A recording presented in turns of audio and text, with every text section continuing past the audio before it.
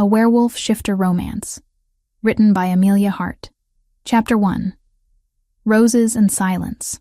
The scent of death still lingered in Ronan's memories 3 months later. Not the clean death of battle, but the suffocating weight of loss that had settled into his bones the day they buried an empty lie.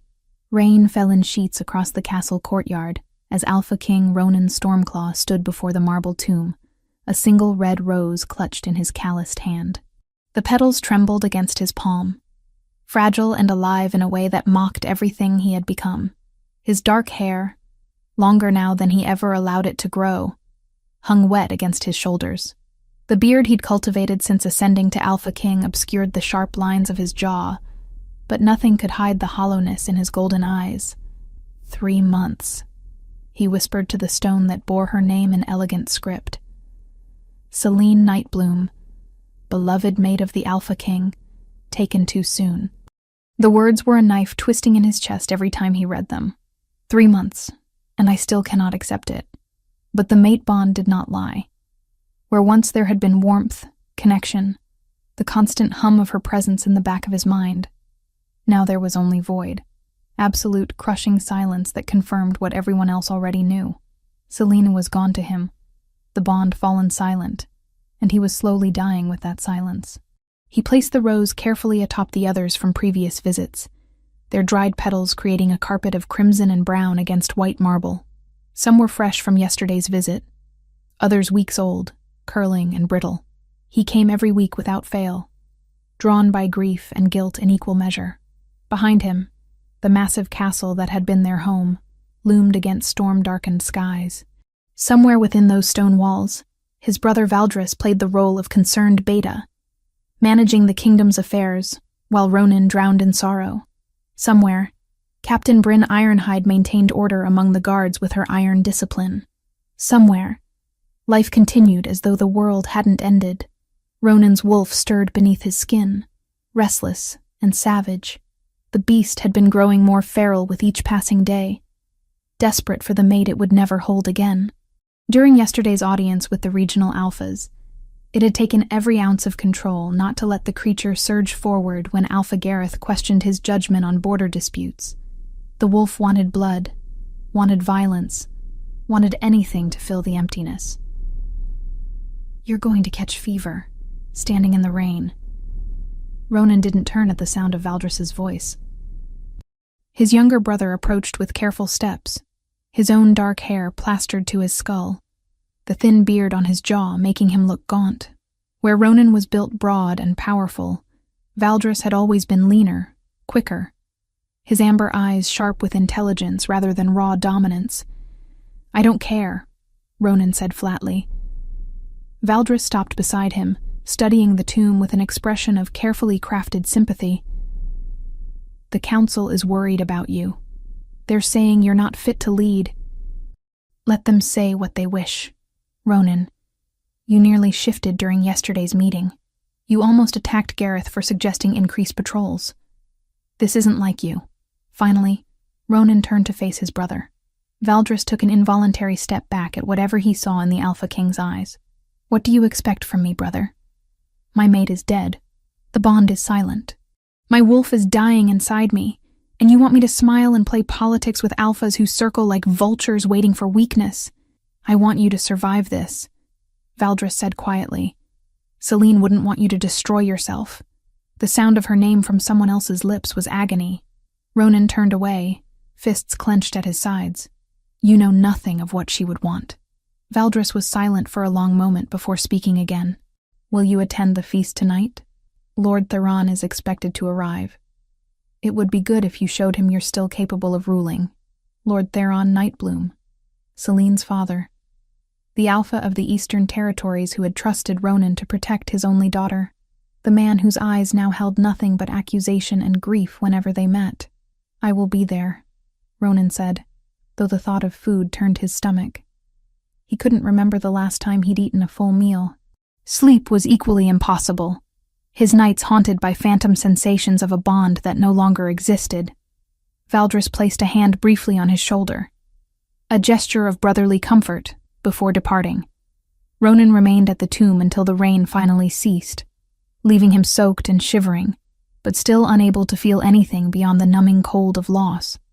The memory came unbidden, as it always did when he stood here. 9 months ago, at the gathering of regional alphas in the Grand Hall, he had scented her before he'd seen her. Wildflowers and moonlight, sweet and pure in a way that called to every primal instinct he possessed. When their eyes met across the crowded room, the mate bond had snapped into place with such force it nearly drove him to his knees. She had felt it too. He'd watched her emerald eyes widen, her hand flying to her chest as though she could physically grasp the golden thread now connecting them. Red hair cascaded over her shoulders in waves of copper and flame, and her pale skin had flushed with recognition and wonder. Lord Theron had been overjoyed at the match. His daughter, mated to the Alpha King himself, an alliance that would strengthen both their territories, cement political ties, bring prosperity to the eastern lands. They'd celebrated that night with wine and music, and Ronan had been unable to take his eyes off her. "I've heard stories about you," Selene had said when they finally managed a moment alone on the castle balcony. Her voice had been soft but confident, her green eyes studying him with open curiosity. "They say you're the strongest alpha in 5 generations. They exaggerate," he'd replied, though his wolf had preened at the praise from their mate. "And they say you're fair, that you rule with justice rather than fear." She'd stepped closer, and he'd caught the full force of her scent, intoxicating and perfect. "Is that true?" "I try to be the leader my people deserve." She'd smiled then, and it had felt like sunlight breaking through storm clouds. Then perhaps the moon goddess chose well. 3 months after that first meeting, they'd performed the claiming ritual under a full moon. The ceremony had drawn alphas from across the realm, all witnessing as Ronan and Selene exchanged vows and bites, marking each other as mates for life. The bond had solidified that night, going from golden thread to unbreakable chain of love and loyalty. Selene had been everything he'd never known he needed, gentle where he was, fierce, curious where he was certain. Her still developing healing powers a perfect complement to his warrior strength. She'd asked endless questions about pack dynamics, about his duties as Alpha King, about the ancient laws that governed their kind. At night, curled against his chest, she'd traced the scar on his face and told him it made him look distinguished rather than frightening. "I want to be worthy of you," she'd whispered one night, her fingers intertwined with his. "I want to be a Queen Luna who makes you proud." "You already are," he'd told her, and meant it with every fiber of his being. 3 months ago, they'd found her body torn apart by rogues near the northern border, or what they claimed was her body. The funeral had been a nightmare of politics and grief, with Lord Theron barely able to stand as they lowered the shrouded remains into consecrated ground. The royal healers had examined the remains through ritual, but some veiling spell, delicate and expertly cast, had muted both scent and aura, leaving even them deceived until the magic faded months later. The moment they'd sealed the tomb, the mate bond had fallen silent, and Ronan had known with absolute certainty that she was gone. What little peace they'd had as mates had lasted 6 full months between their wedding and the day she vanished. 9 months in total from first scent to loss, a cruel symmetry he could not forget. Now he visited every week, leaving roses and apologies to marble and memories. What Ronan didn't know, what he couldn't know, was that hundreds of miles to the north, in a tower abandoned after plague ravaged the territory 20 years ago, his mate still breathed. Selene Nightbloom hung in darkness. Silver chains wrapped around her wrists and ankles, the metal burning against her skin with constant agonizing pressure. The chains didn't just bind her body, they suppressed everything supernatural within her, cutting off her wolf, her healing powers, and most cruelly, the mate bond that might have let Ronan know she still lived. She had no idea how long she'd been here. Time had become meaningless in the dark. Days blurred into nights, marked only by the occasional visit from her captor, who brought water and stale bread but never answers. She was weak, confused, her mind struggling to understand how she'd ended up in this nightmare. The last clear memory she had was walking in the castle gardens, enjoying the afternoon sun, then nothing but darkness and pain, and the horrifying realization that she was utterly, completely alone. Footsteps echoed on stone stairs, and Seleni's heart raced with fear and desperate hope. The door creaked open, and a figure entered carrying a torch. The sudden light hurt her eyes after so long in darkness. "Awake, I see," the figure said, and Seleni's blood turned to ice. She knew that voice, knew it so well that recognition was a physical blow. "Why?" she managed to croak through a throat raw from screaming. "Why are you doing this?" Her captor smiled, stepping closer, amber eyes gleaming in the torchlight. "Because some things are worth more than loyalty, my lady. Some things are worth everything." Valdris Stormclaw set down the torch and approached with the bread and water that would keep her alive for another few days. Just alive enough to serve whatever twisted purpose he had in mind. Just alive enough to suffer, while her mate mourned a death that hadn't happened. While hundreds of miles south, Ronan placed roses on an empty tomb and slowly went feral with grief. Chapter 2. Whispers in darkness. The nightmare always began the same way. Corridors stretching too long, torches throwing treacherous shadows, her voice threading the dark. "Ronan, please." He ran and never reached her. Then he would wake, gasping, reaching for the bond and finding only the familiar void of its silence. Tonight marked the 4th time this week he'd woken this way. Dawn light crept through his windows, painting everything in shades of gray that matched the emptiness inside him. He pressed the heels of his palms against his eyes, trying to force away the lingering sensation of her voice. "You're losing your mind," he muttered to the empty chamber, but the dreams felt so real. More real than anything else in his waking life these days. Sometimes he could have sworn he actually heard her calling to him, felt her fear and confusion bleeding through some connection that shouldn't exist. His wolf stirred restlessly beneath his skin, growing more savage with each passing day. Yesterday, during the council meeting with the regional alphas, he'd nearly lost control completely.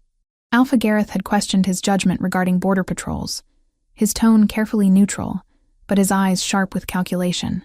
Perhaps the Alpha King is too consumed with personal matters to see threats clearly. The words had been measured, diplomatic even. But Ronan's wolf had taken them as challenge. His vision had gone gold at the edges. Canines elongating, every instinct screaming to establish dominance through violence. Only Valdris's hand on his shoulder in quiet warning had prevented him from launching across the table.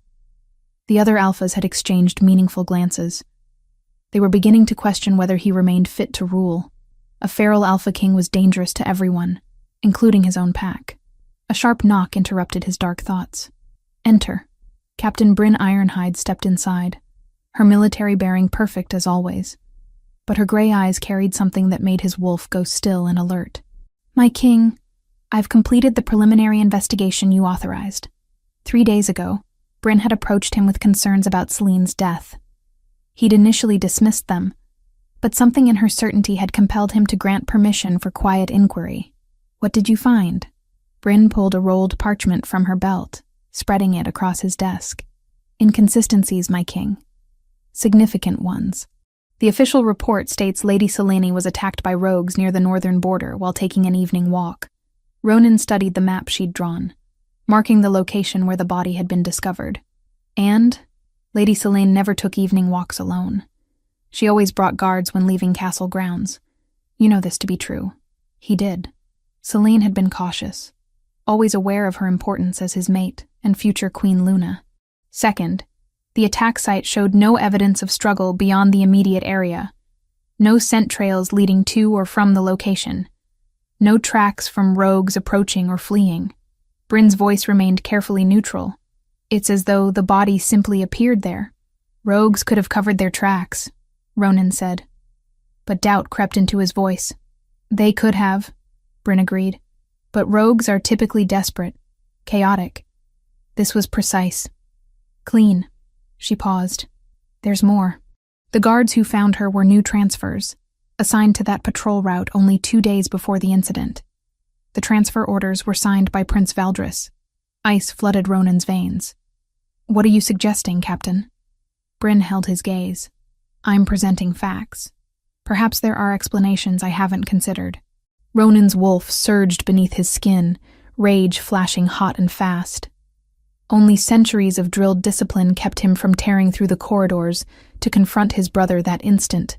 She met his eyes steadily. But the mate bond is absolute. If she truly died, you would have felt it sever. Instead, you feel nothing? Nothing, Ronan confirmed, though the word tasted wrong somehow.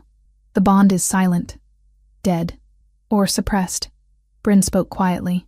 Ancient stories tell of bonds being blocked by powerful magic.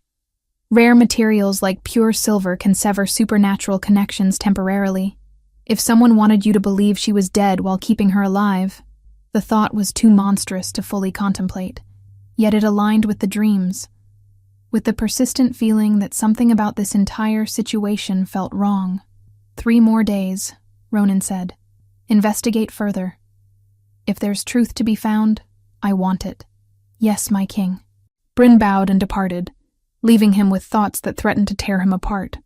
That afternoon, Lord Theron Nightbloom arrived with warriors from the Eastern Territories. The older Alpha looked haggard, grief having carved deep lines into his face. When they met in the Great Hall, tension crackled between them. Lord Theron, Ronan greeted formally, you honor us with your presence.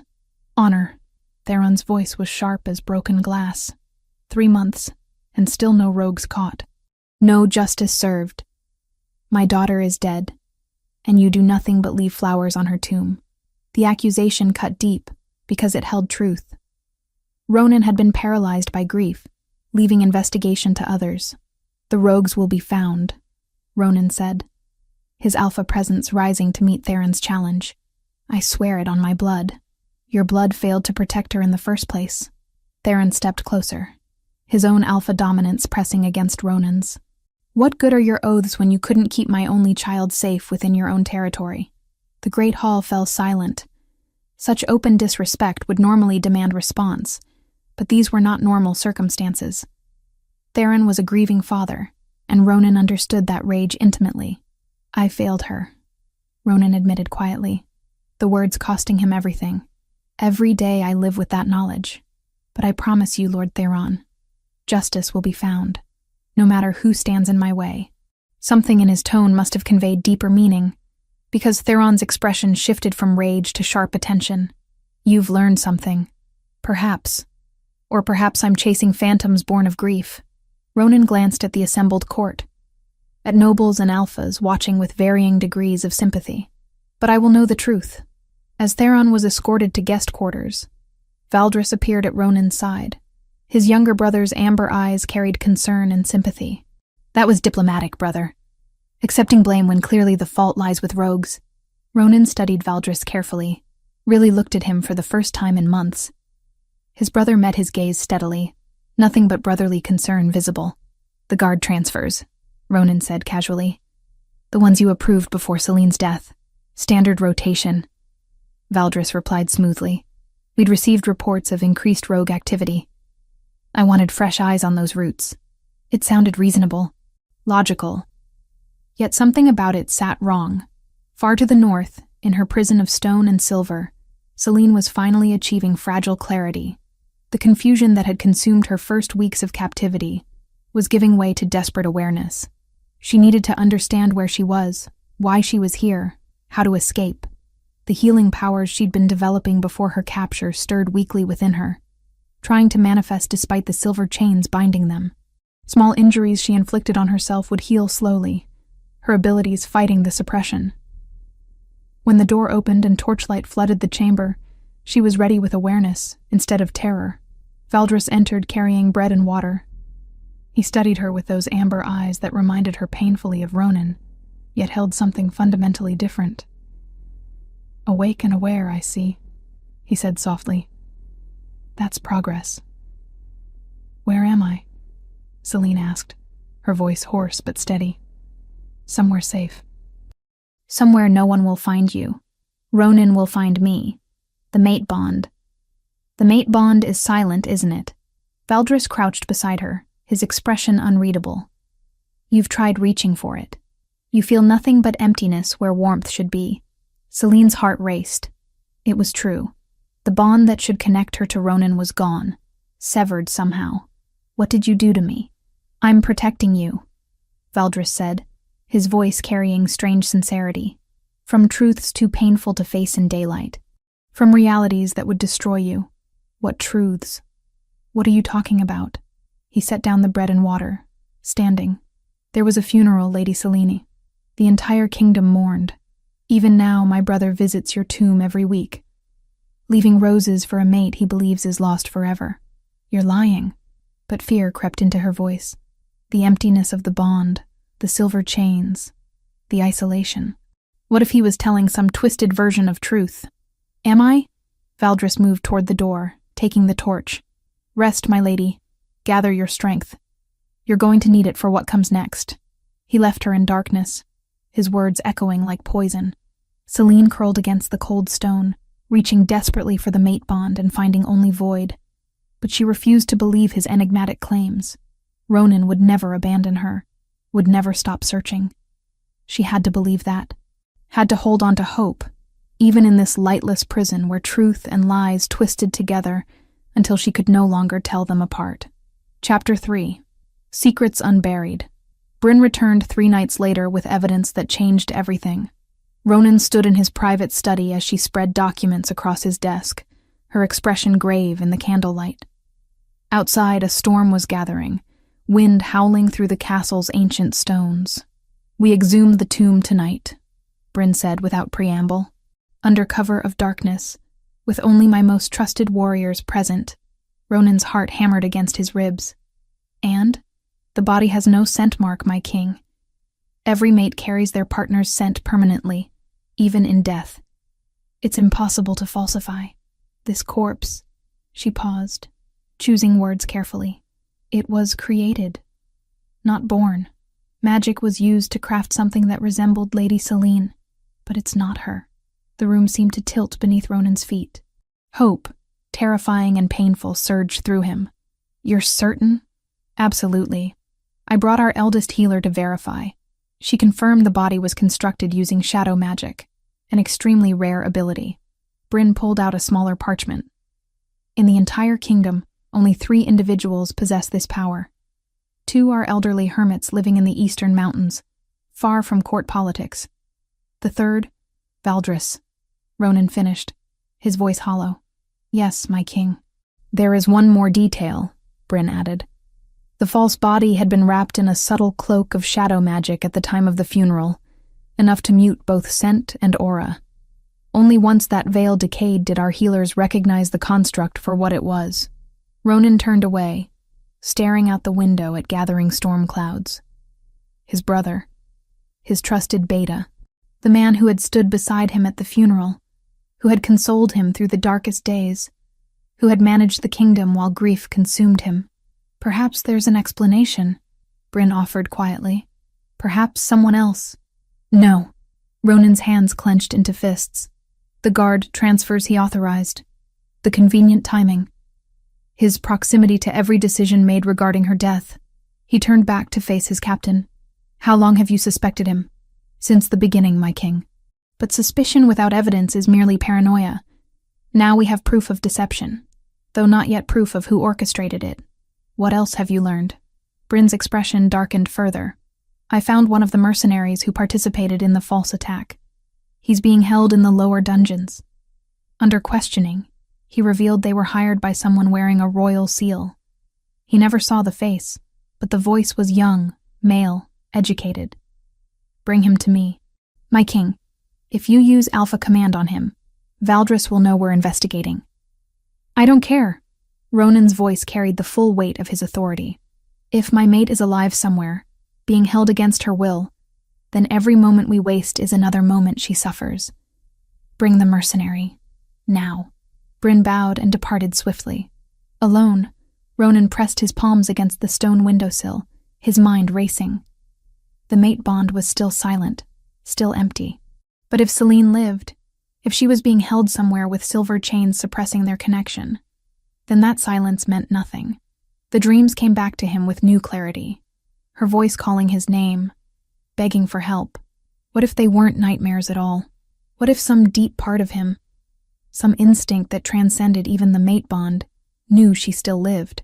The interrogation of the mercenary was brutal and efficient.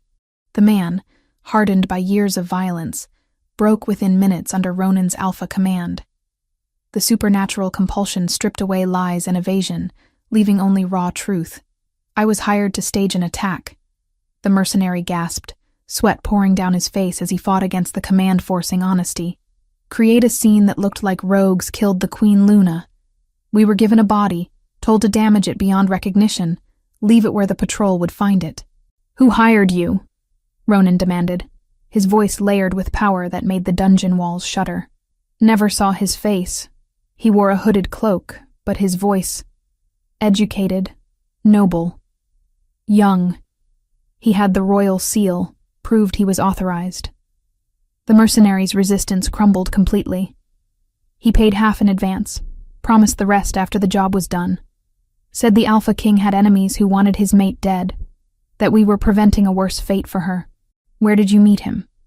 The old mill, 2 miles north of the castle. 3 nights before we staged the attack. Ronan released the command, and the mercenary collapsed, gasping. Captain Bryn, have this man held in isolation, no contact with anyone. If he speaks of this interrogation, his death will not be quick. Yes, my king. As they climbed back toward the main castle levels, Ronan's mind worked through the implications. The evidence pointed unmistakably toward Valdris, yet confronting him directly could be disastrous. If his brother had hidden Celine somewhere, a premature accusation might cause him to panic, to do something desperate. We need to find where he's keeping her, Ronan said. If she's alive, she's being held somewhere isolated. Somewhere Valdris can visit regularly without drawing attention. The Northern Territories, Bryn suggested. They've been largely abandoned since the plague 20 years ago. Few patrols, fewer witnesses. Have scouts search every structure in that region, discreetly. If Valdris suspects we're investigating, he might... Ronan couldn't finish the sentence. The possibilities were too horrible to voice. The next day brought fresh complications. 2 minor regional alphas, Gareth and Edmund, formally requested an extraordinary council meeting. The message was diplomatically worded, but the underlying meaning was clear.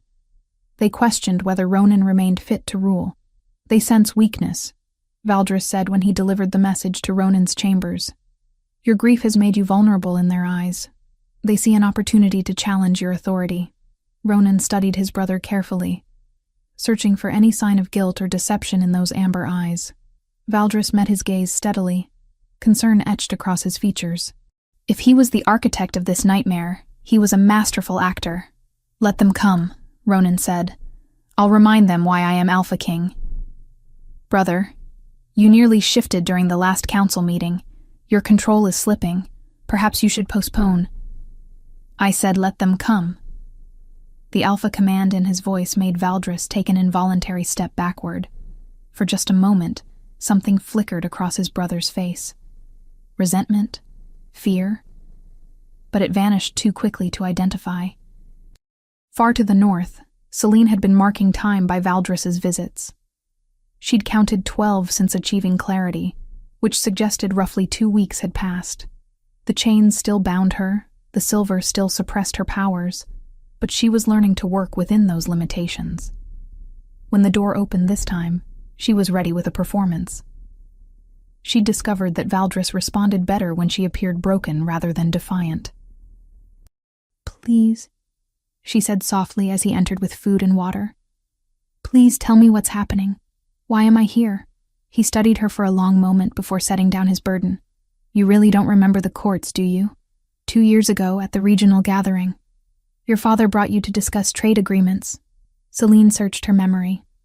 She'd been 22, barely interested in politics, more concerned with her healing studies. I attended many gatherings. You wore green silk that day. Your hair was bound in braids. You laughed at something your father said, and the sound... Valdris's voice took on a distant quality. It was the most beautiful thing I'd ever heard. Horror crept up her spine. You've been watching me for 2 years? Watching. Waiting. Hoping. He moved closer, not quite touching her. Then Ronan met you at that cursed feast, and the mate bond snapped into place. Just like that, you belonged to him. You looked at him the way I dreamed you'd look at me. The mate bond isn't a choice, Celine said carefully. The moon goddess decides. The moon goddess is cruel, Valdris interrupted, bitterness sharp in his tone. She gives everything to my brother. The throne, the power, the respect. And you. Especially you. His hand reached out, stopping just short of her face. Do you know what it's like to want something so desperately that it consumes you? To watch it be given to someone else who doesn't appreciate how precious it is? Celine's mind raced. This was more than obsession. This was years of resentment, of jealousy festering into something dark and twisted. She needed to use it, to gain information she could use for escape. Where am I? She asked softly, making her voice vulnerable. Please, I need to understand. The Northern Territories. Old quarantine lands from the plague years. No one comes here anymore. It's perfect isolation. He seemed pleased by his own cleverness. I hired mercenaries to create the attack scene. Used shadow magic to craft a body that would pass initial inspection. Everyone believes you're dead, Celine. Even Ronan. He thinks I'm dead? The words were barely a whisper. Despite everything, hearing it confirmed was devastating. He mourns you beautifully, Valdris said, almost tenderly. Visits your tomb every week with red roses. He's slowly going feral without his mate. It's quite poetic, really. The cruelty beneath the words made Celine's stomach turn, but she forced herself to maintain composure. You're his brother? How can you bear to hurt him this way? Because he's had everything, Valdris said simply. For once, just once, I wanted to take something from him. To make him feel the loss I've lived with my entire life. He stood abruptly, as though realizing he'd revealed too much. Rest, my lady. You'll need your strength. After he left, Celine allowed herself a moment of trembling rage before focusing on what she'd learned. Northern Territories, plague quarantine lands, abandoned structures. And most importantly, Valdris was mentally unstable, his obsession with her twisted up with resentment toward Ronan. She had information now, a location, a motive, a clear picture of her captor's fractured psyche. If she could find a way to send a signal, to strengthen her healing powers enough to push past the Silver's suppression, perhaps she could reach Ronan. The mate bond might be silent, but love, she told herself fiercely, was stronger than any chain. She just had to find a way to make him hear her. Chapter 4. The Flickering Thread. Ronan had tracked wolves for 2 decades. He knew how to move unseen, how to observe without being observed. Now he used those skills on his own brother. The decision to place trackers on Valdris had been Bryn's suggestion, executed with surgical precision. Tiny enchanted stones, no larger than grains of sand, attached to his brother's cloak during a casual embrace. They would report Valdris's movements for the next fortnight. What they revealed was damning. He travels north every 3 days, Bryn reported, spreading a map across Ronan's desk. Her finger traced a route that led deep into abandoned territories. Always alone, always to the same region. The old plague lands. Shadow veils masked his scent and blurred his trail. Enchantments subtle enough to evade routine patrol magic. Ronan studied the marked locations, his jaw tight. How long has this pattern existed? I cross-referenced with guard logs. Since 2 weeks before Lady Celine's supposed death. My king, he's been visiting that area for nearly 4 months. 4 months. Long enough to prepare a prison. Long enough to orchestrate a false death. Long enough to hide his mate somewhere no one would think to look. We ride tonight, Ronan said. You, myself, and 2 warriors you trust absolutely. No one else can know. My king, if Valdris discovers we're investigating, then we move quickly. Ronan's golden eyes held lethal promise. If she's alive, if she's being held in those ruins, every moment we delay is another moment she suffers. They departed under cover of darkness. 4 riders moving swiftly through forest paths that would leave no obvious trail. Ronan had chosen warriors who had served since before Valdris became Beta. Men whose loyalty was to the crown rather than individual princes. The journey north took 2 days of hard riding. They followed the tracker's signals, watching as Valdris's pattern became clear. He traveled to a specific tower, an old quarantine structure from the plague years, abandoned and forgotten by most of the kingdom. That's where she is. Ronan said with absolute certainty as they observed the tower from a concealed position in the forest. I can feel it. Bryn gave him a sharp look. The mate bond? No, not yet. Just instinct. But it was more than instinct. Something deep in his chest pulled toward that tower with magnetic insistence. They settled in to watch and wait, needing to understand the structure's defenses before attempting entry. It was during the third hour of observation that everything changed. Inside the tower, Selene had been counting heartbeats, measuring time by the rhythm of her own pulse. She'd discovered that her healing powers, though suppressed by silver, hadn't disappeared entirely. They gathered slowly, like water filling a cup drop by drop. When Valdris arrived this time, his agitation was immediately apparent. His movements were jerky, uncertain, his amber eyes darting around the chamber as though expecting to find someone else there. What's wrong? Selene asked, keeping her voice carefully neutral. Nothing. Everything. He set down food and water with less care than usual. Your mate is asking questions. Captain Bryn has been investigating. They're getting too close. Fear and hope warred in Selene's chest. Ronan was searching. He hadn't given up. Perhaps you should let me go, she suggested softly, before this becomes worse for everyone. Let you go? Valdris laughed, but there was no humor in it. You're the only thing I have that's truly mine. The only thing my brother can't take back. He moved closer, studying her face. Do you know what it's like to always be second? To watch someone else receive everything you've ever wanted? I know what it's like to be trapped, Selene said. To have no choice in your own fate. Something in her words seemed to reach him. His expression softened marginally. You need to trust me, Selene. I'm protecting you from truths that would break you. What truths? Instead of answering, Valdris knelt beside her. I'm going to loosen the chains for a while.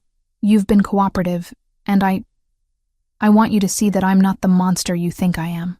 Selene's heart raced as he reached for the silver chains binding her wrists. This was the opportunity she'd been waiting for, the chance she needed. The moment the silver separated from her skin, power flooded through her system with overwhelming force. The healing abilities she'd been developing before her capture, suppressed for 3 months, exploded outward in response to sudden freedom. Golden light emanated from her hands, warm and brilliant in the darkness. Selene gasped as the energy coursed through her body, instinctively directing it toward the damages accumulated during captivity. Bruises faded, cuts sealed, the constant ache in her limbs dissolved. But more than physical healing occurred. The power sought out other injuries, other suppressions. It pushed against the invisible barriers that had been keeping her isolated, and for the first time in 3 months, Selene felt it. A pulse. Distant. Faint. Barely more than a whisper against her consciousness, but undeniably there. The mate bond, so long silenced, flickered weakly back to life. The sensation was so unexpected, so overwhelming that she cried out. The sound was part joy, part desperation, a call she couldn't control even if she wanted to.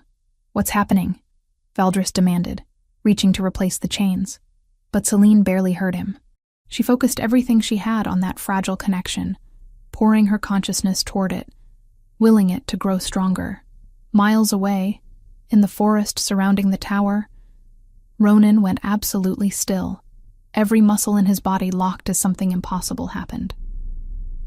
Where there had been only void for 3 months, where the mate bond had been silent as death itself, suddenly there was something, a pulse. Faint as a candle flame in a storm, barely perceptible, but real. His wolf surged forward with recognition and triumph. The beast knew, even if his human mind struggled to accept it, that was Selene. Alive. Close. My king! Bryn's voice seemed to come from very far away. Ronan pressed his hand against his chest, feeling for that impossible sensation. It was so weak he could almost believe he'd imagined it. But his wolf wouldn't be fooled. The creature inside him, feral and desperate for months, suddenly focused with predatory clarity. She's in there, he breathed. She's alive, and she's in that tower. Are you certain? As certain as I am of my own heartbeat. The pulse came again, slightly stronger, carrying an emotion he recognized intimately. Fear, yes, but also fierce determination. His Celine, fighting even in captivity. The connection faded as quickly as it had appeared, leaving him gasping with loss. But it had been enough. Enough to know with absolute certainty that she lived. Enough to confirm that every suspicion, every investigation, every moment of doubt had been justified. We go in tonight, Ronan said, his voice carrying the full weight of alpha command. Prepare for assault. Whatever guards or defenses that tower holds, we breach them. I'm not leaving without my mate. Bryn nodded sharply, moving to brief the warriors. Ronan remained frozen, his hand still pressed against his chest, trying desperately to feel that connection again. But it was gone. Suppressed once more by whatever silver bound her. Inside the tower, Valdris had replaced the chains, the silver once again cutting off Celine's abilities. She slumped against the stone wall, exhausted, but triumphant. What was that? Valdris demanded. His earlier agitation transformed into open fear. What did you do? Nothing. Selena lied, but she couldn't keep the small smile from her lips. Just healing. As you said, I needed to restore my strength. But she had done so much more. For just a moment she had broken through the suppression. For just a moment she had touched the mate bond, and felt Ronan on the other end of it. He knew. She was certain of it. Somehow, impossibly, he had felt that pulse just as she had. And if she knew her mate at all, she knew he was already coming for her. Valdris stared at her for a long moment, suspicion and confusion warring in his expression. Finally he stood. I need to check the perimeter. Don't try anything foolish, Celine. You're in the middle of nowhere. Even if you escaped this room, you'd never survive the wilderness. After he left, Selene closed her eyes and focused on the memory of that connection. It had been real. Brief, fragile, but real.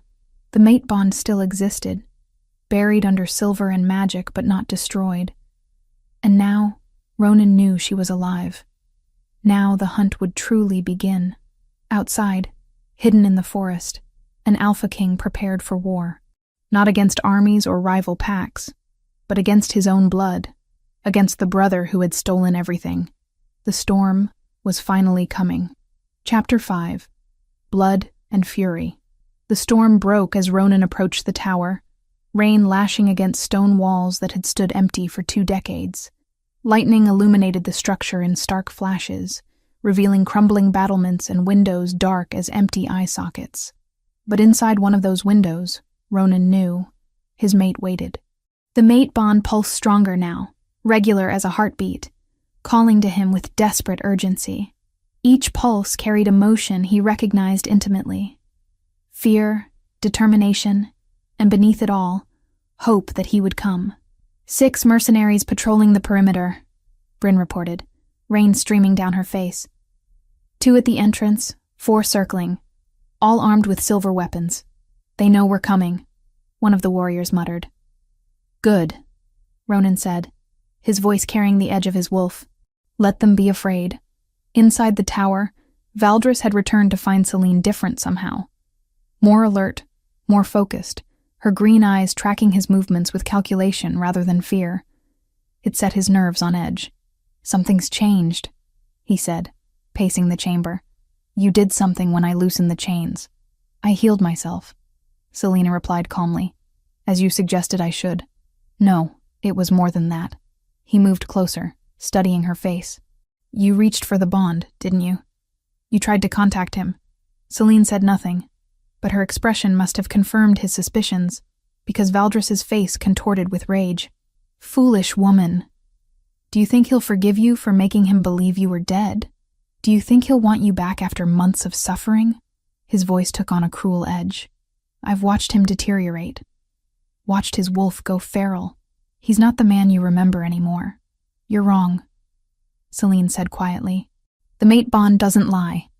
I felt him when our connection sparked. He's still there, still fighting, still mine. Mine! Valdris roared, and suddenly the careful mask he'd maintained for weeks shattered completely. You were supposed to be mine. I saw you first, loved you first, wanted you with every fiber of my being. But the moon goddess gave you to him instead.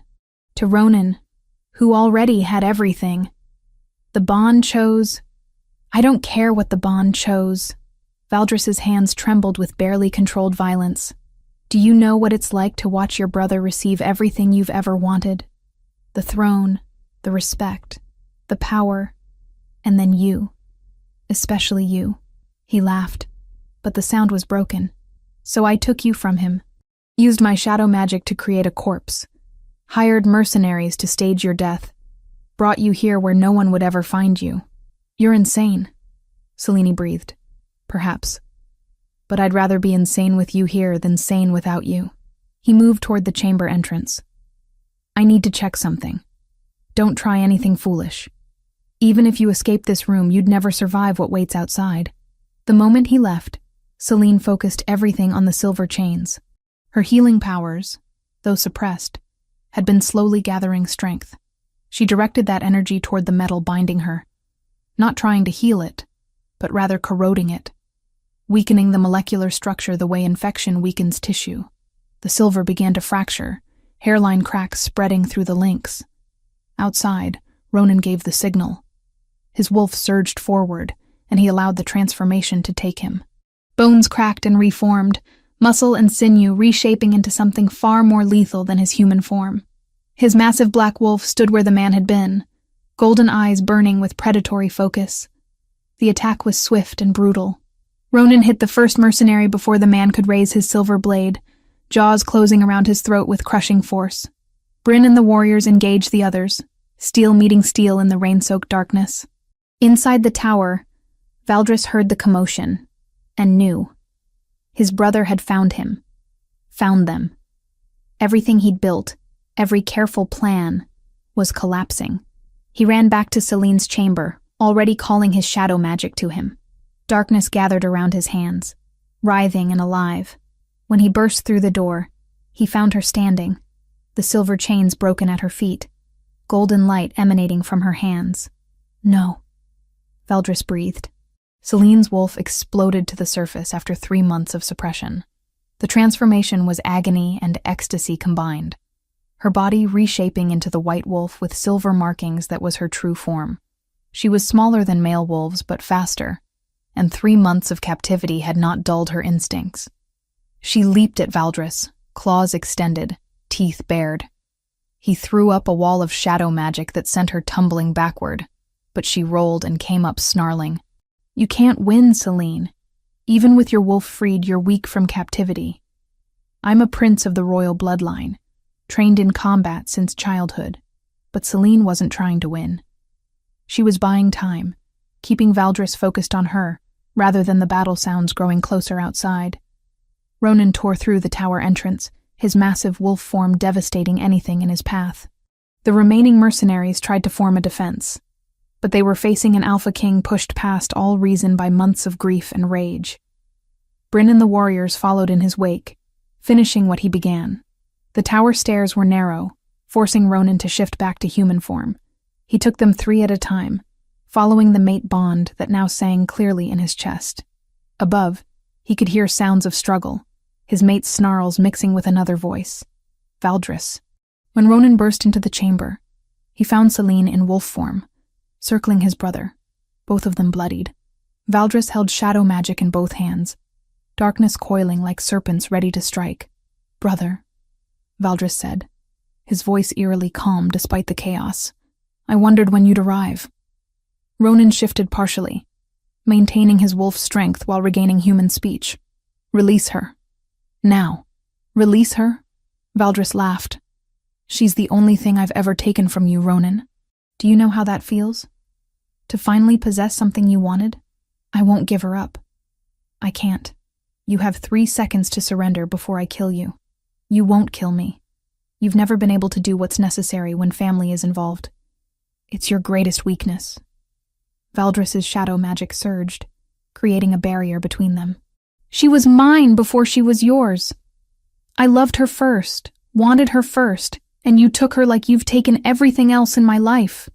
Ronan's wolf took complete control. He slammed into the shadow barrier with the full force of his alpha power. The magical wall shuddered, cracks appearing in the darkness. Celine, seeing her opening, poured golden healing energy into Ronan through the mate bond. The connection that had been silent for 3 months now blazed to life, and she felt his strength, his rage, his desperate love for her flowing back to her. The shadow barrier shattered. What followed was not a battle between brothers, but something far more primal. Ronan's wolf met Valdris's shadow magic with claws and teeth and supernatural dominance that made the tower walls tremble. Valdris fought back with everything he had, darkness wrapping around Ronan's throat, seeking to choke, to kill. Celine shifted back to human form, directing her healing powers with precision. She couldn't fight Valdris directly, but she could sustain Ronan, healing wounds as quickly as shadow magic created them. The fight was devastating.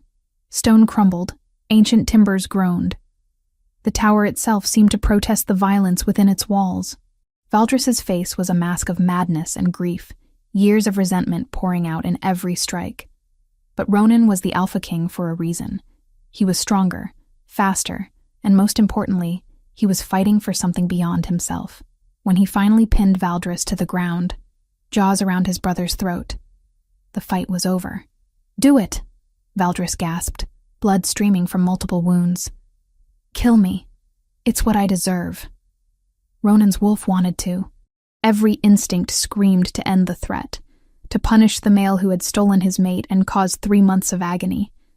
But as he looked into his brother's eyes and saw pain that mirrored his own, he couldn't complete the killing blow. He shifted back to human form, his hand around Valdris's throat instead of jaws. "No. Death is too easy for you, brother. You'll live with what you've done." Bryn and the warriors entered, binding Valdris with the same silver chains that had held Celine. His shadow magic died, suppressed by the metal. Only then did Ronan turn to Celine. She stood trembling against the far wall, naked from her transformation, covered in grime and blood but alive, so beautifully, impossibly alive. "Ronan," she whispered, and the sound of his name from her lips nearly brought him to his knees. He crossed the chamber in 3 strides, gathering her into his arms, pressing his forehead to hers. The mate bond exploded between them. 3 months of silence giving way to overwhelming connection. He could feel everything she'd endured, and she could feel the depths of his grief. "I have you," he murmured against her skin. "I have you, and I'm never letting go." Celine clung to him, shaking with sobs that were equal parts relief and trauma. "I knew you'd come. I knew you wouldn't give up. Never," he swore. "Not in this life or the next." Behind them, Valdris watched with empty eyes as guards dragged him away, his twisted dream of love and revenge crumbling to ash. The storm finally broke outside, rain giving way to dawn light that filtered through the broken windows. Ronan wrapped his cloak around Celine's shoulders and lifted her into his arms, carrying her down the tower stairs toward freedom, toward home, toward healing. The worst was finally over, but the real work of recovery had only just begun. Chapter 6. Healing and Homecoming. The journey back to the castle took 3 days. Ronan refused to let Celine ride separately, keeping her cradled against his chest on his horse, their bodies pressed together as though physical contact could make up for 3 months of forced separation. The mate bond sang between them constantly now, no longer the desperate pulse of captivity, but a steady, overwhelming connection that made every breath feel shared. Celine had insisted on examining his wounds before they departed the tower. Her healing powers, freed from silver suppression, flowed through her fingertips with golden warmth as she touched the claw marks Valdris's shadow magic had left across Ronan's chest and shoulders. "Hold still," she murmured, her hands glowing as she worked. The injuries sealed beneath her touch, tissue knitting together faster than natural healing would allow, but Ronan barely noticed the physical repairs.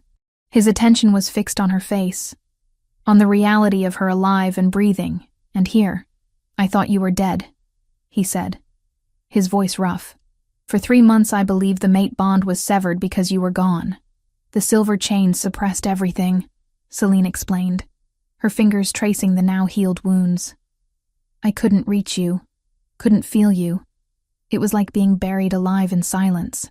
Ronan pulled her closer, tucking his face against the curve of her neck. The scent of her, wildflowers and moonlight beneath the grime of captivity, made his wolf settle for the first time in months. I visited your tomb every week, left roses, spoke to stone and lies while you suffered alone. You couldn't have known. She pulled back to meet his eyes, her own green gaze fierce despite exhaustion. Valdris planned everything perfectly. The false body, the shadow magic, the timing. Even I didn't understand what was happening at first. I should have questioned it sooner, should have trusted my instincts. His hands clenched. The dreams I had of you calling for help, I dismissed them as grief-born nightmares. Celine's expression softened. You felt me reaching through the bond when I managed to break free briefly. That connection, however weak, was real. Your wolf knew. Even if your mind couldn't accept it. They fell silent, both processing trauma too fresh to fully comprehend. Behind them, Captain Bryn supervised the prisoners. Valdris rode in chains, his shadow magic bound by silver that left angry burns on his wrists. The surviving mercenaries who hadn't died in the battle were similarly restrained, their fate already sealed. On the second day of travel, Celine felt Ronan's wolf stirring restlessly beneath his skin. The beast that had been going feral during her absence was still unsettled, still carrying months of anguish despite her return. Let me help, she said, placing her palms against his chest. You're exhausted. You need to conserve your strength. This is important. She closed her eyes, focusing her healing abilities inward through their bond. She could feel the damage captivity had inflicted on both of them, the wounds that went deeper than flesh. His wolf had been tearing itself apart, trapped between feral rage and alpha duty. The creature needed more than her physical presence to truly heal. Golden light flowed from her hands into him, and Ronan gasped as warmth flooded through his chest. The healing energy sought out the ragged places in his soul where grief had carved deep channels. She couldn't erase the memory of pain, but she could soothe the raw edges, help his wolf understand that the nightmare was over. Celine, he breathed, and she felt his wolf finally, truly settle. The feral edge that had been threatening to consume him dissolved under her touch, replaced by the calm certainty of a mate bond restored. When she opened her eyes, his golden gaze was clear in a way it hadn't been since before her disappearance. How did you do that? Healing isn't just about physical wounds, she said softly. The mate bond carries emotional damage too. I can't fix everything, but I can help ease the worst of it. He pulled her against him, and they stayed that way for a long moment, both drawing strength from the connection that had nearly been destroyed. The castle came into view on the third day, its towers rising against afternoon sky. Word of their approach had traveled faster than their horses, and the courtyard was already filling with people as they rode through the gates. Lord Theron was the first to reach them. The older alpha looked haggard, his face etched with lines of grief that 3 months of mourning had carved deep. When he saw Celine alive in Ronan's arms, his legs nearly gave out. "Father," Celine said, her voice breaking. Ronan dismounted carefully, helping Celine down, and stepped back as father and daughter came together. Lord Theron's embrace was desperate, his large frame shaking with sobs he'd held back for months. "I thought I'd lost you," Theron choked out. "My only child, my daughter. They told me you were dead. I'm here," Celine whispered against his shoulder. "I'm alive. I'm home." The reunion drew tears from many assembled witnesses. Ronan watched with his own eyes burning, guilt twisting in his chest at the memory of Theron's accusations. The older alpha had blamed him for failing to protect Celine, and he'd been right to do so. When Theron finally pulled back, his eyes found Ronan. For a moment, tension stretched between them. Then the Eastern Alpha stepped forward and gripped Ronan's shoulder.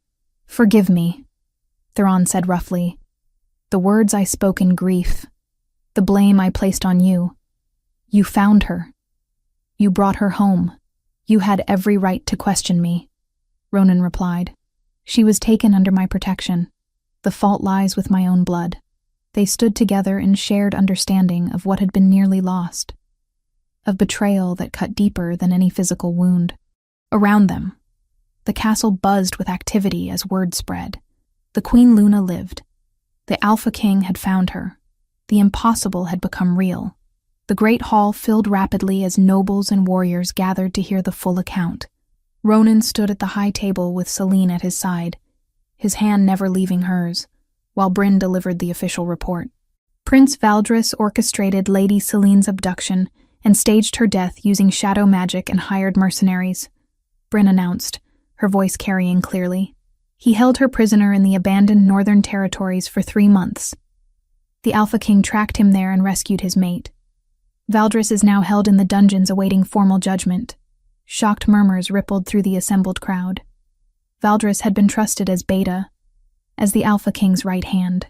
The betrayal was incomprehensible to many who had served alongside him for years. "What of the mercenaries who participated?" asked Alpha Gareth, the same regional alpha who had questioned Ronan's judgment weeks before. His tone now carried respect rather than challenge. "Those who survived the assault have been executed for treason against the crown," Bryn stated flatly. "The guards who were complicit in the deception, who helped create the false discovery of Lady Selene's body, have been interrogated. 3 were found to have knowingly participated. They were executed. 2 others were found to have been manipulated without understanding the full conspiracy. They've been stripped of rank and banished from royal service." "And the Beta position?" another alpha asked. "With Prince Valdris imprisoned, will remain vacant until proper judgment is rendered," Ronan interrupted, his alpha command making the words final. "Captain Bryn Ironhide will assume temporary command of royal affairs until formal succession is determined." All eyes turned to Bryn, who bowed deeply. "I am honored by your trust, my king." That evening, once the formalities concluded, Ronan finally allowed himself to truly look at Selene in the privacy of their chambers. The rooms they had shared before her abduction, preserved exactly as she'd left them, waiting for a return everyone else had believed impossible. She stood by the window in fresh clothing, her red hair clean and braided, but he could see the way her hands trembled slightly, the shadows beneath her eyes that spoke of trauma not easily overcome. "The bed is too soft," she admitted quietly. "I know that sounds foolish, but after stone floors, my body expects cold and weight." Her fingers flexed unconsciously, as if testing for chains. "It will take time. For both of us. I keep expecting to wake up and find this is a dream." She whispered against his chest, "That I'm still in that tower, and you're still visiting an empty tomb. You're here. You're real." He tightened his embrace. "And I swear to you, Selene, I will never let anyone take you from me again." The mate bond pulsed between them. No longer the frantic desperation of earlier days, but something deeper, tempered by shared suffering. They had been broken and were still healing, but they were together. That had to be enough for now. "The regional alphas are watching," Selene said after a long silence. "I heard whispers in the hall. They're measuring whether you're still strong enough to lead after everything. Let them watch." Ronan's voice carried grim determination. "They'll see their Alpha King more ruthless than before. Anyone who threatens my mate or my kingdom will learn exactly how far I'm willing to go to protect what's mine." Selene pulled back to study his face, seeing the truth of his words in those golden eyes. The wolf who had been going feral with grief had been tempered into something harder, more dangerous. He had always been a fair ruler, but now there was steel beneath that fairness that hadn't existed before. "What will happen to Valdris?" she asked, though part of her dreaded the answer. "A formal trial before the Council of Regional Alphas, public testimony of his crimes, then judgment." Ronan's jaw clenched. "He wanted you enough to destroy everything. He'll face consequences proportional to his betrayal. He's your brother. He stopped being my brother the moment he put chains on you." The words were final, absolute. Whatever bond of blood had existed between the Stormclaw princes, Valdris's actions had severed it completely. They stood together as night fell over the castle, 2 souls learning to be whole again after months of living as broken pieces. Some nights she woke choking on air that wasn't a cell's, palms pressed to her throat as if silver still burned there. On those nights he simply held her and counted heartbeats with her until dawn. Outside their window, the kingdom settled into cautious relief. The Queen Luna had returned. The Alpha King's strength had been proven, but everyone knew the hardest test was still to come. Justice demanded blood, and Valdris would pay for his crimes before the realm. Chapter 7. Justice and Renewal. The Great Hall had been transformed for judgment. Every regional alpha within 3 days' ride had answered the summons, their presence filling the vast chamber with supernatural power that made the air itself feel heavy. Lord Theron stood among them, his expression carved from stone. Captain Bryn commanded the guard contingent, her warriors positioned strategically throughout the space. At the center of it all, bound in silver chains that left angry burns across his wrists and ankles, stood Valdris Stormclaw. Ronan sat on the throne he'd inherited from his father, Selene at his right hand. The mate bond between them pulsed steady and strong, a constant reminder of what had nearly been destroyed. His wolf, finally settled after months of feral rage, watched through his golden eyes with predatory focus. "Bring forth the evidence," Ronan commanded, his voice carrying the weight of alpha authority that made even the other regional leaders straighten in their seats. Bryn stepped forward, her presentation methodical and damning. Written testimony from the mercenaries executed for their participation, given under alpha command and verified by 3 witnesses. They confirm being hired by a hooded figure bearing the royal seal to stage Lady Selene's death. She laid parchment after parchment on the evidence table. The silver chains used to bind Lady Selene and suppress her abilities in mate bond. Examination by our eldest healer confirms they were crafted specifically for that purpose, commissioned 3 months before the abduction. More documents followed. The exhumed body, confirmed by multiple healers to be a construct created by shadow magic rather than natural birth. Only 3 individuals in the kingdom possess this rare ability. 2 are elderly hermits with alibis. The 3rd is the accused. Finally, Bryn produced a small velvet pouch. The royal seal found in Prince Valdris's private chambers, bearing traces of wax used on documents given to the mercenaries. The evidence was overwhelming, irrefutable. Around the hall, the assembled alphas exchanged grim looks. This was no mere crime. This was betrayal at the highest level, an attack on the sacred mate bond itself. "Prince Valdris Stormclaw," Ronan said, his voice echoing through the silent hall. "You stand accused of abduction, conspiracy, treason against the crown, and desecration of the mate bond. The evidence speaks clearly. What say you to these charges?" Valdris lifted his head, and something in his eyes made Selene's breath catch. There was no remorse there, no shame, only a terrible, broken certainty. "I don't deny them," he said, his voice carrying clearly despite the silver's weakening effect. "Every word is truth. I orchestrated everything. The mercenaries, the false body, the shadow magic construct. I took Selene from him because he's taken everything from me my entire life." A collective intake of breath rippled through the hall. An admission of guilt so complete left no room for political maneuvering or clemency. "You are my brother," Ronan said. And for the first time, his voice carried pain rather than command. "I trusted you as Beta, as blood, as the one person who should have stood beside me against all threats." "Why?" "Because you don't understand what it's like." Valdris's composure finally cracked, years of resentment pouring out. "To always be second, to watch you receive the throne, the respect, the power. To see Selene look at you with love I would have killed for. Do you know I met her first? 2 years before your cursed feast. I saw her at her father's court, and I knew she was meant to be mine. But the moon goddess gave her to you instead, just like she's given you everything else." His voice rose, desperate and bitter. "So, I took her. I made you feel what I've felt my entire life. Loss, grief, the knowledge that what you want most in this world belongs to someone else."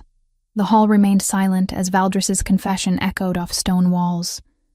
When he finished, he slumped in his chains, suddenly looking smaller, broken. Alpha Gareth stood from his seat. "The crimes are confessed.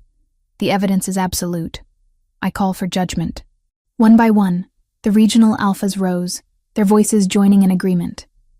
Ronan looked at each of them, then at Selene, whose hand he held tightly. Through their bond, he felt her pain, her understanding that what came next was necessary, but would carry its own weight. "The council will deliberate," Ronan announced. "Guards, remove the prisoner." The deliberation lasted 2 hours. When the alphas reassembled, Their verdict was unanimous. Valdris Stormclaw, formerly Beta of the Realm and Prince of the Royal Bloodline, Ronan pronounced, standing so all could witness. You are hereby stripped of your title and position. You are sentenced to permanent exile beyond the northern borders of the kingdom. Your shadow magic, the power you use to perpetrate your crimes, will be bound through ritual seal. You will live as rogue, without pack, without protection, for the remainder of your natural life. This sentence begins immediately. As the guards moved to take him, Celine felt no triumph and no pity, only the clean ache of a wound finally cauterized. Justice did not return stolen time, but it stopped the bleeding. Valdris's face went pale. For a wolf of noble birth, being forced into rogue existence was a fate many considered worse than death. No pack meant no protection, no status, no identity beyond basic survival. Brother, he whispered, but Ronan's expression remained implacable. You ceased being my brother when you put chains on my mate. Be grateful I'm allowing you to live at all. The ritual to seal Valdris's shadow magic was ancient, requiring 3 experienced practitioners working in concert. They gathered in the castle's courtyard under moonlight, the silver-bound prisoner kneeling at the center of a chalk-drawn circle covered in runes. Celine stood beside Ronan, her hand in his. As the ritual began, the practitioners chanted in the old tongue, their combined power weaving invisible bonds around Valdris's core, where his shadow magic resided. His screams echoed through the courtyard as the sealing took hold. The magic that had been part of him since birth was being locked away, rendered inaccessible. It wasn't removal, which would kill him, but imprisonment that would leave him essentially powerless. When it finished, Valdris collapsed forward, gasping. The practitioners confirmed the seal was complete and permanent. At dawn, Valdris was escorted to the northern border by a contingent of warriors. Ronan and Celine watched from the castle walls as the party departed, taking with them the last remnant of betrayal. Do you regret it? Celine asked quietly. Not executing him? No. Death would have been mercy he didn't deserve. Now he'll spend every day remembering what his obsession cost him. Ronan pulled her closer. Besides, we have more important matters to address. That night, under the full moon, they prepared for the renewed claiming ritual. This ceremony would be different from their original bonding 6 months ago. Where that had been joyous union, this was healing and restoration. The ritual clearing deep in the castle's forest held memories of their first claiming. But tonight, gathered witnesses included only those closest to them. Lord Theron, Captain Bryn, and a handful of trusted pack members formed a protective circle. The ritual master, an ancient wolf who had overseen bondings for 6 decades, began the ceremony. Mate bonds are sacred, given by the moon goddess herself. When such a bond is damaged by trauma, by separation, by suppression, it requires healing rather than simple maintenance. Ronan and Celine faced each other, hands clasped. The mate bond between them pulsed strong, but they could both feel the ragged edges where 3 months of forced silence had left scars. Ronan Stormclaw, Alpha King, do you accept this mate bond fully? Do you choose to heal what has been broken, to strengthen what has been damaged? I do, Ronan said, his golden eyes never leaving Celine's face. With everything I am. Celine Nightbloom, Queen Luna, do you accept this mate bond fully? Do you choose to heal what has been broken, to strengthen what has been damaged? I do, Celine whispered. With everything I am. The ritual master nodded, then let the healing begin. Celine felt her healing powers surge as the ritual activated them. Golden light flowed from her hands where they touched Ronan's. But this time it wasn't just physical healing. The energy poured through the mate bond itself, seeking out every place where their separation had left damage. She could feel Ronan's wolf, finally stable, but still carrying memory of feral rage. She could sense the grief that had nearly destroyed him, the guilt he carried for not protecting her.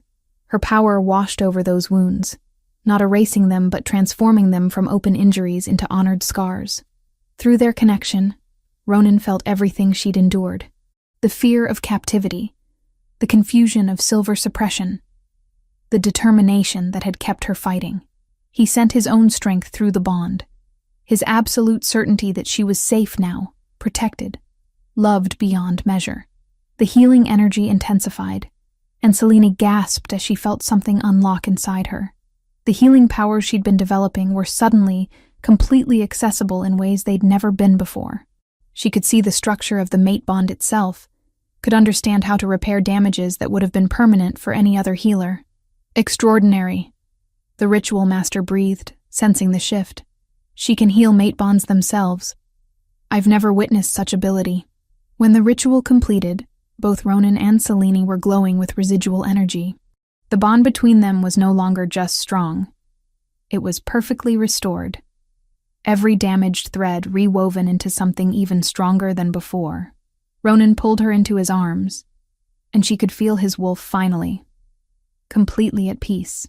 The beast that had been slowly going feral during her absence was now settled, secure in the knowledge that his mate was safe, and the bond unbreakable. I love you, Ronan whispered against her hair. Through every trial, every nightmare, every moment of grief, I have loved you. I love you, Selene replied, her arms tight around him. And now, nothing will ever separate us again. The witnesses cheered as the newly healed mate bond blazed between the Alpha King and his Queen Luna. They had survived betrayal, separation, and trauma. They had emerged stronger, their love tempered by suffering into something that would sustain them through whatever challenges lay ahead. Justice had been served. Healing had begun. And the kingdom, watching their rulers stand united under moonlight, finally understood that the strength of the crown lay not in power alone, but in the unbreakable bond between two souls who had fought through darkness to find each other again. Chapter 8. Roses and Rebirth. 6 months had passed since the trial, and the castle felt transformed in ways that went beyond physical changes. Spring had given way to summer, then autumn, and now early winter painted the kingdom in frost and promise. The corridors that had once echoed with Ronan's grief-stricken footsteps now carried the sounds of purposeful activity, of a realm healing alongside its rulers. Ronan stood at the window of his study, watching Selene in the courtyard below. She moved among a group of wolves who had gathered at her newly established sanctuary, her hands glowing with golden light as she worked her healing abilities. The sanctuary had become her passion, a place where wolves who had suffered trauma, wolves who had been exiled unjustly or damaged by violence, could find restoration. She's remarkable, Captain Bryn said from the doorway. The newly appointed High Commander of the Royal Forces wore her rank with the same efficiency she'd brought to every task. Her promotion had been unanimous among the regional alphas, recognizing both her loyalty and her crucial role in uncovering Valdris's conspiracy. She is, Ronan agreed, his voice carrying pride that had nothing to do with politics. Through the mate bond, he could feel Selene's satisfaction as she helped a young wolf whose pack had been destroyed by rogues. The healing she offered went beyond physical wounds, touching the damaged places in hearts and souls that might never have recovered otherwise. The Eastern Territories report complete stability, Bryn continued, updating him on the morning's correspondence. Lord Theron sent word that trade agreements are proceeding ahead of schedule. He'll be visiting next month for the winter festival. The relationship between Ronan and his mate's father had been completely restored. Theron made regular visits to the castle, his earlier accusations forgotten in the wake of understanding what had truly happened. The older Alpha's pride in his daughter was evident every time he watched her work, seeing the powerful healer and leader she'd become. And the Alphas who questioned my authority during the crisis? Ronan asked, though he already knew the answer. Gareth and Edmund both sent formal pledges of renewed loyalty.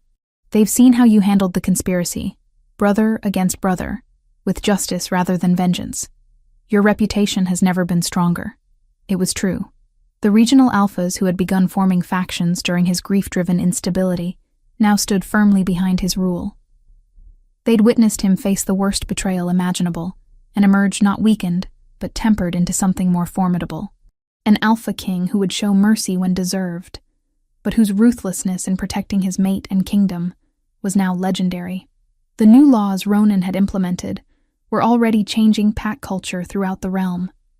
Mate bond protection had been elevated to the highest crime. Anyone attempting to separate bonded pairs through force coercion, or magic, faced immediate execution. Silver chains could no longer be possessed by anyone outside authorized healers, their use strictly regulated. Reports of abductions or forced matings were to be investigated by royal authority, not just local pack justice. "The kingdom is stronger than it's been in generations," Bryn observed. "You and Lady Selene have given them something to believe in again." Ronan smiled slightly. "She's the one they believe in. I'm simply the wolf fortunate enough to stand beside her." That evening, Ronan found Selene in their chambers, staring out the window toward the forest, where their renewed claiming ritual had taken place 6 months ago. Something in her posture made his wolf stir with concern. "What troubles you?" he asked, moving to stand behind her, arms encircling her waist. "Nothing troubles me," Selene said, but her voice carried a strange quality. She turned in his embrace, her green eyes bright with emotion he couldn't quite identify. "I need to tell you something." Fear flickered through him. "Are you unwell? Is something wrong with your healing abilities?" "No, nothing like that." She took his hand and placed it against her abdomen. "Ronan, I'm pregnant." The world stopped. For a heartbeat, he couldn't breathe, couldn't think, couldn't do anything but stare at her face as the words registered.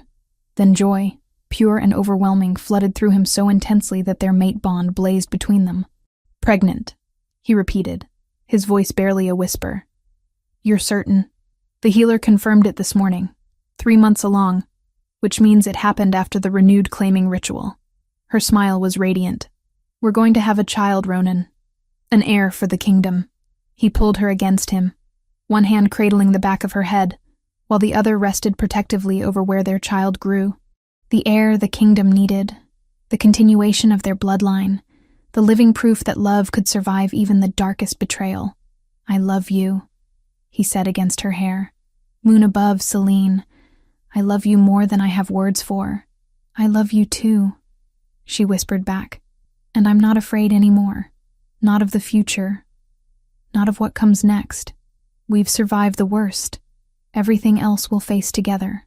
That night, they made the journey to the memorial that had once been an empty tomb. The marble structure still stood in the castle cemetery, but its purpose had been transformed. Where before it had held lies and false grief, now it served as a monument to all those lost to betrayal and conspiracy. Names had been carved into the stone, wolves who had died in the rogue attacks that Valdris had orchestrated, mercenaries who had been executed for their crimes, even the guards who had been complicit. It was a place of memory and warning, a reminder that justice must always triumph over personal ambition. Ronan carried a single red rose, the same type he'd left every week during those months of false mourning. But tonight's offering was different. This wasn't grief. This was celebration, gratitude, recognition of how far they'd traveled from that dark place. "I used to come here every week," Ronan said quietly, standing before the memorial with Selene at his side. "I would leave roses and speak to silence, believing you were gone forever." "And now?" Selene asked, her hand finding his. "Now, I understand that some bonds are stronger than death, stronger than distance, stronger than any magic or manipulation that tries to break them." He placed the rose at the base of the monument, not in sorrow, but in acknowledgement. The mate bond found a way to survive even when everything tried to destroy it.